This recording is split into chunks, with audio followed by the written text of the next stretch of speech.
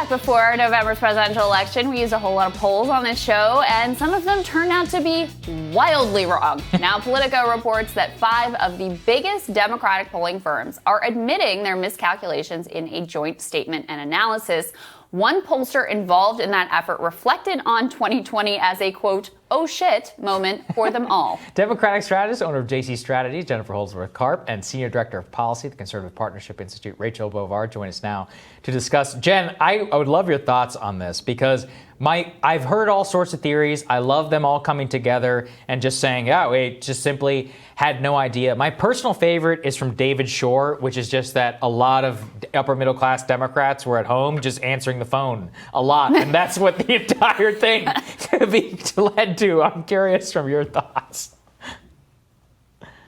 Yeah, I think that the quote unquote oh shit moment is something that should have happened a long time ago with polling firms. Sure. They're just absolutely not picking up on the general sentiment. The first thing that we need to acknowledge is that a lot of polling firms still call hard lines. Who has hard lines? Mm-hmm. Who has hard lines in their homes? My parents who just retired, they don't even have a hard line in their home and they're in their 60s, right? Everything is cell phones. So first and foremost, they're getting an audience that is skewed way older than the rest of the country. Then the polls that do add cell phones, they're asking the wrong questions. You know, a lot of times on these shows, we talk about crosstabs. Oh, look at the crosstabs. You know, you're not getting the right answer. If you're asking somebody what a priority is in terms of their policy preferences, but you're not asking them whether they would actually vote on that issue, you're not getting the right answer. And that's what's happening here. The polls are completely skewed, I would say, on both sides, but they're just not picking up on the American sentiment. Also, because I think that DC and polling firms are completely skewed on America actually care. They don't actually care about the culture wars. They care about the economic issues that are happening day to day in their life. And in the 2020 election, they really did care about the pandemic. I think that is what officially pushed Democrats over the top in terms of winning the presidency. Sans the pandemic, I don't think we win. And the polls did not pick up on that at all. Yeah. I mean, honestly, Rachel, what's really interesting here is these 5 pollsters, they got together, they did this analysis, tried to figure out what went wrong. Because let's be clear, it wasn't just 2020 where the polls were off, obviously 2016 as well, but kind of in election after election, the polls have been undercounting Republican voters and Democrats have been too rosy in their predictions routinely. So this isn't like, you know, oh, they all have missed across. Some have been good for Republicans, some have been good for Democrats. It's been a pretty consistent trend in terms of overstating Democratic performance. And ultimately, they didn't really come up with what happened. They have some theories here. One of them is the one that Saagar said, that the COVID pandemic had PMC, like white liberals, just obsessively responding to polls. One of them was that there was late movement toward Trump and Republicans, that they failed to catch. The other one is the decline of social trust and faith in institutions, which was fueled and highlighted by Trump. So he himself may have, through his rhetoric about the polls being wrong and you can't trust the media and you can't trust, you know, different government institutions, may have fueled some of the miss in terms of polling.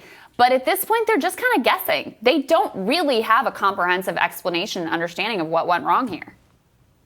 I think that really came through in the piece as well. There's sort of flailing at, you know, why this happened. But I think something that Jen touched on is actually correct, which is that, you know, the questions that these pollsters frame tend to reflect what people in DC care about and what they think is important.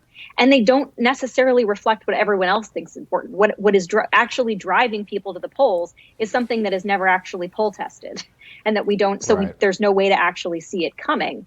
And, you know, this is true, I think, from both Democrats and Republicans. It's just reflective of, you know, what we've always known, which is this big detachment from DC and the rest of the country.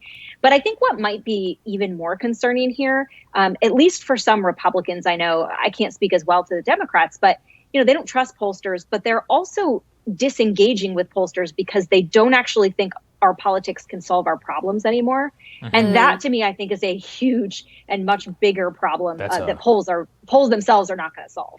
Yeah, that's a whole other conversation. Panel, episode, show, etc. Jen, I'm curious from your perspective, in your acknowledgement there that without the pandemic, Dems probably lose the presidency. Is that widely understood in Democratic consultant circles? Is there a reckoning around the polling stuff? We saw very briefly, like a week, maybe a month, where there was some of this out in the open, but there's been a lot of triumphalism since then. How are people inside the business thinking about this?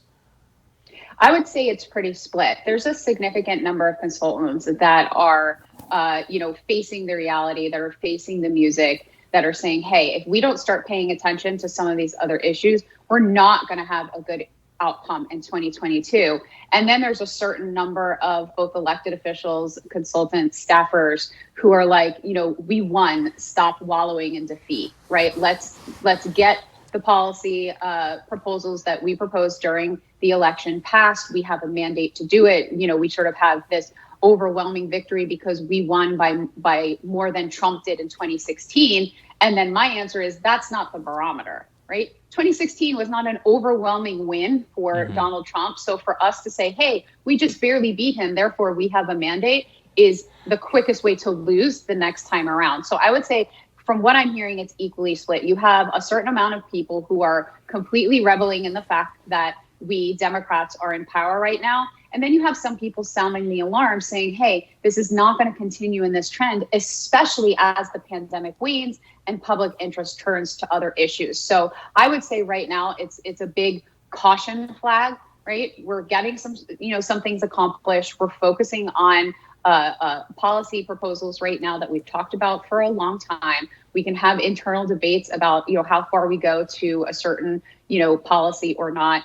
But there's still a big yellow caution sign with each of these conversations that we have to be paying attention to where the electorate is going. It's not happening in all circles, but it is happening in some circles. That's interesting. And Rachel, one of the other theories that is floated here is that it really is all attributable to Trump. And when he's not on the ballot, you're not going to have these same wild misses, that he's this sort of singular force that scrambles the circuits, that turns out all of these infrequent voters, that fuels the mistrust of institutions, the desire to not talk to pollsters or to lie to pollsters or not believe the polls or whatever. And that once he's out of the public square, then the polls will be more accurate. What do you think of that hypothesis?